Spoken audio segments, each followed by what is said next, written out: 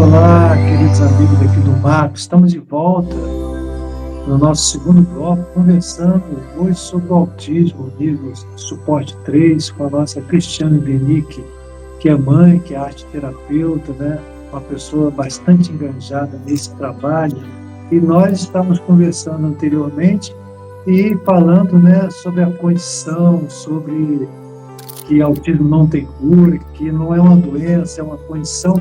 Mas antes, a gente colocou uma questão assim, se a criança, né, o indivíduo, né, que está no nível de suporte 1 ou 2, se não houver uma abordagem, um tratamento adequado, se ele pode avançar para um nível mais severo. Isso é possível? Olá, pessoal, estamos de volta. Obrigada, Bira. Então, isso é possível. É possível pelo seguinte: o que acontece? Assim como a pessoa avança, né, a partir das terapias, né, da exposição ao que ela precisa, né, aos estímulos necessários, ela também retrocede quando ela deixa de ter esse tipo de tratamento. Eu vou trazer para vocês uma experiência pessoal minha, tá? Como mãe do Pedro, que está dentro do grau 3. O Pedro, ele foi diagnosticado bem cedo, né? Com 1 ano e 10 meses ele já tinha o laudo, mas com 8 meses a gente já tinha plena certeza, então ele já estava em terapias desde os 8 meses de idade. E ele sempre fez terapia. Então, quando a gente chegou em 2020, eu tinha uma criança aqui comigo no grau 2 de suporte. Era uma criança, né, que não verbalizava, mas que tinha já uma comunicação alternativa, que frequentava a escola, ia sozinha na van escolar para a escola, ia e voltava.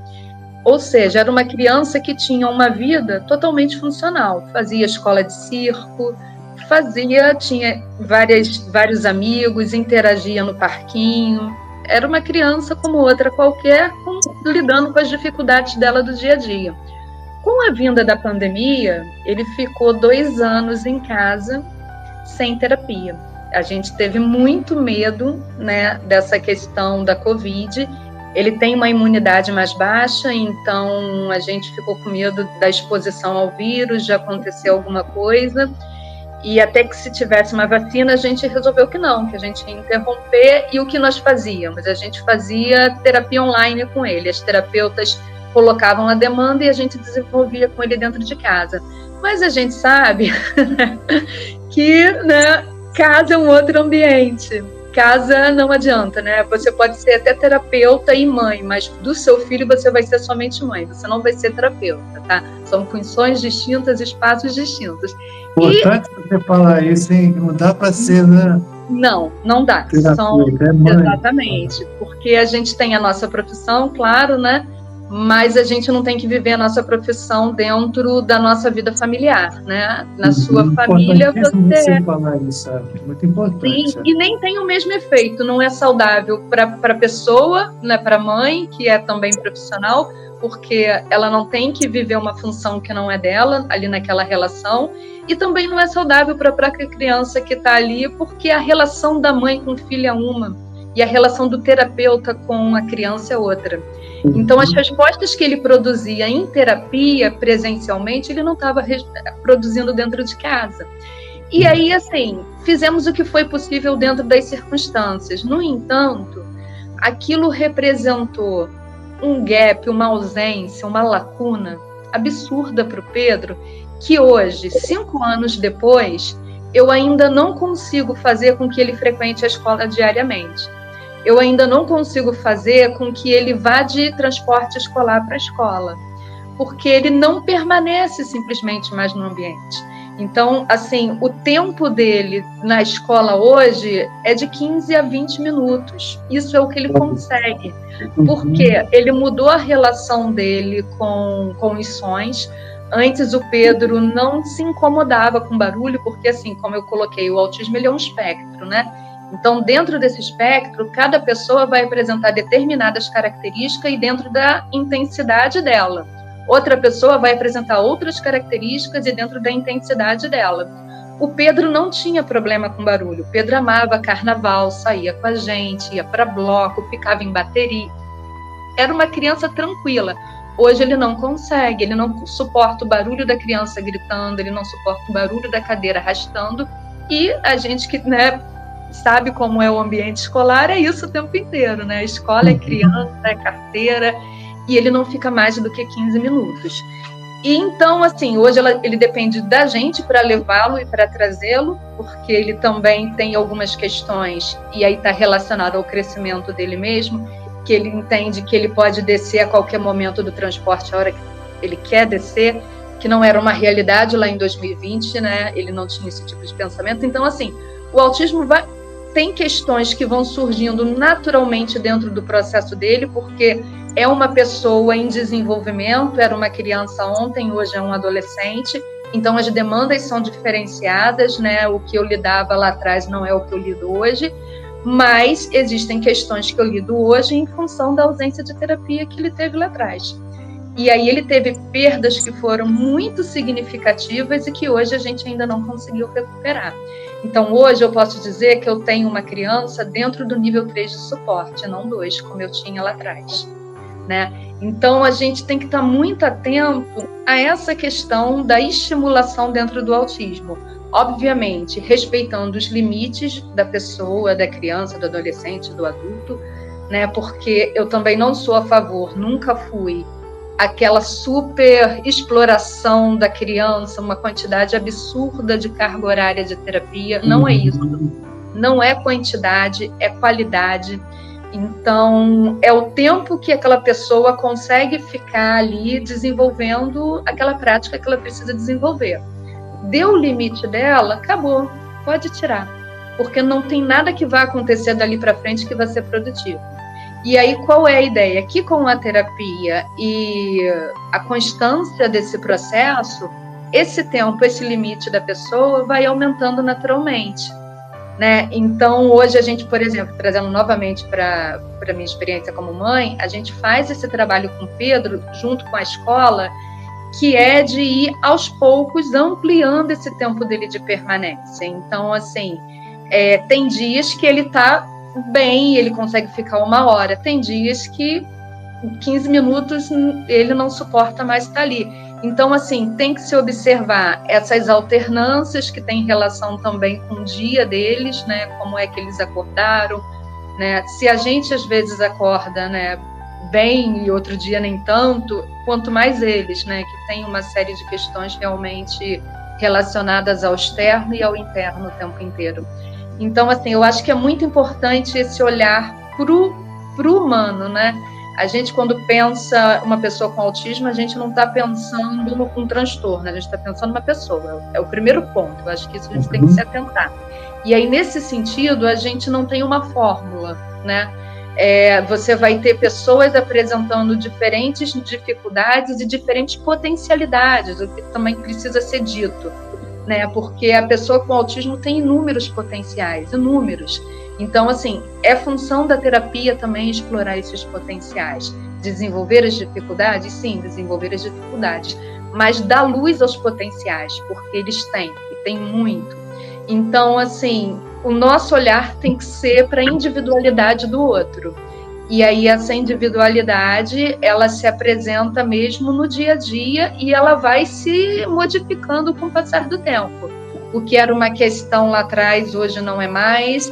Daqui a pouco outras surgirão, né? Então a gente tem que estar sempre muito atento ao que essa pessoa com autismo está nos trazendo, porque como essa comunicação nem sempre é efetiva, eles não conseguem, né, colocar de maneira clara o que está acontecendo. Às vezes a gente que fala, né, a gente que é funcional não consegue colocar de forma clara aquilo que a gente está sentindo. Sim, verdade. Né? Quanto mais eles. Então, assim, tem que se ter esse olhar, né, da individualidade, e que é um olhar, muitas vezes, de um silenciamento nosso, que também é importante, né? Eu falo muito sobre isso, que a gente tem uma tendência, tanto como família, como terapeuta, como professor, a estar o tempo inteiro naquele processo de interação e como a pessoa, às vezes, não comunica, tentando falar, tentando adivinhar. Às vezes não, às vezes é observar, silenciar e esperar que eles dão um indicativo do que eles querem, do que eles estão precisando, né?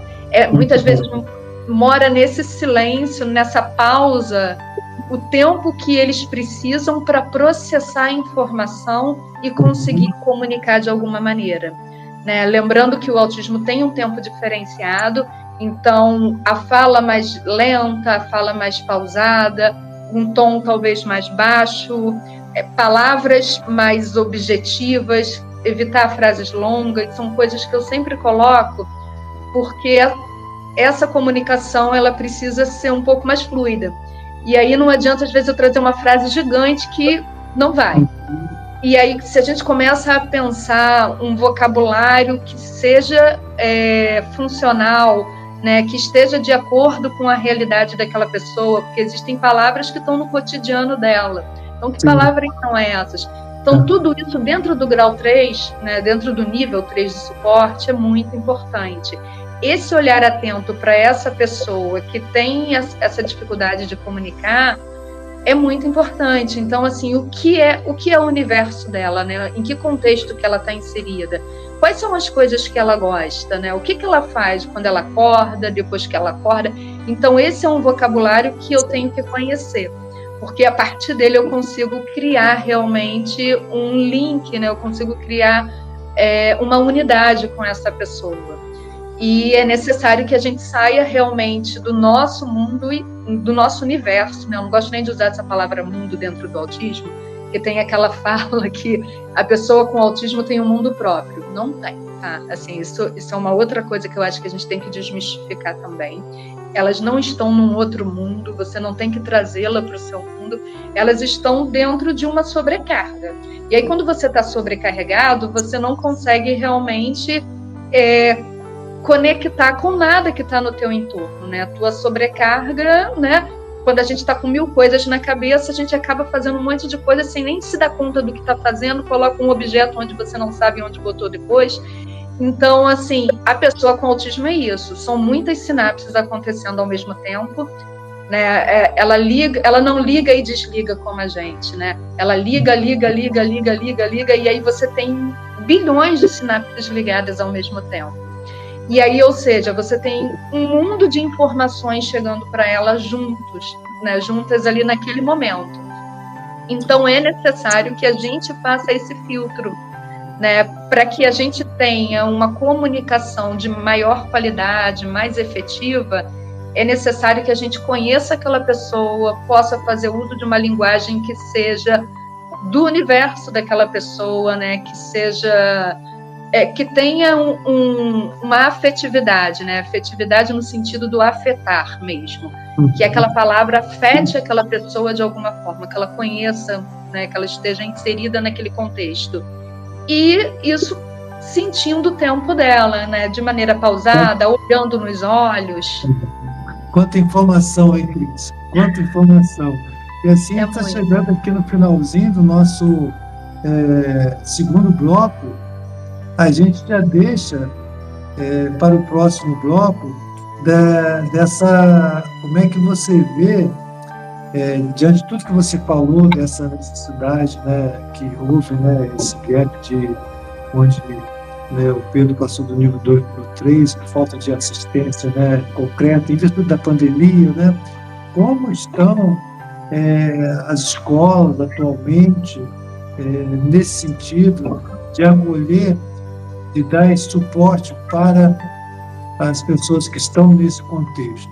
Então, a gente pode deixar para o próximo bloco, voltando aqui com a nossa Cris, que vai falar dessa parte, e a gente vai falar também daquele processo, né, quando há a questão da desorganização, tudo que você colocou, né, e que pode surgir uma crise, como atuar nesse momento de crise, né? Você falou uma questão muito importante, né, do silêncio, que às vezes a gente quer estimular e acaba, né, entulhando de informação, de estímulos extremamente inadequados. Então, Cris, podemos voltar daqui a pouquinho para o próximo bloco? Claro, sem dúvida. Estamos aqui esperando. Você que está aqui acompanhando pelo YouTube, pelo Face, pelo Instagram, deixa aqui a sua opinião, a sua ideia, a sugestão e a sua indagação também, que a gente vai procurar estar interagindo. Então, daqui a pouquinho nós estamos voltando para o próximo bloco.